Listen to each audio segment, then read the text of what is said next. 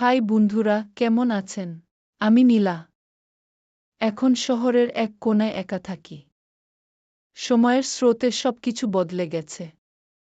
কিন্তু কিছু স্মৃতি বদলায় না। প্রতিদিনের ক্লান্ত মুখ, ব্যস্ত রাস্তাগুলো, সবকিছুর মাঝেও হঠাৎ থেমে গিয়ে মনে পড়ে যায় সেই একটা নির্দিষ্ট বিকেল। সেবার স্কুল থেকে ফেরার পথে হঠাৎ বৃষ্টি নেমেছিল। সঙ্গে ছিল তানিম। ভিজে গিয়েছিলাম দুজনই। ওর চোখে ছিল দুষ্টু হাসি, বলেছিল, নীলা, এই বৃষ্টিটা শুধু আমাদের জন্য এসেছে। আমি সেদিন হেসেছিলাম খুব। আজও মনে পড়ে সেই হাসির শব্দ যেন বাতাসে ভেসে আসে। তানিম ছিল আমার ছেলেবেলার সবচেয়ে কাছের বন্ধু। আবার বলা যায় হারিয়ে যাওয়া প্রেম। সময়ের নিয়মে সে বিদেশ চলে গেল, যোগাযোগ কমে গেল, তারপর এক সময় একেবারেই থেমে গেল। তবুও কিছু কিছু জায়গা, কিছু গান, এমনকি পুরনো এক টুকরো কাগজের চিঠি আমাকে ফিরিয়ে নিয়ে যায় সেই দিনগুলোয়।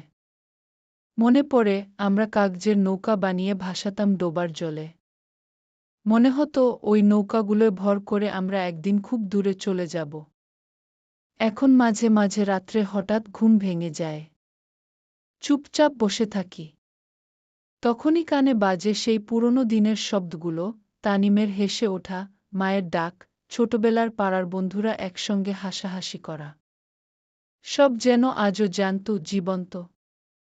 একদিন পুরনো আলমারি খুলে পেলাম একটা পুরনো ক্যাসেট। তানিম আর আমি মিলে রেকর্ড করেছিলাম আমাদের প্রিয় কিছু গান আর কিছু কথা। ক্যাসেট চালিয়ে শুনতে বসি, আর আবার সেই শব্দগুলো কানে বাজে।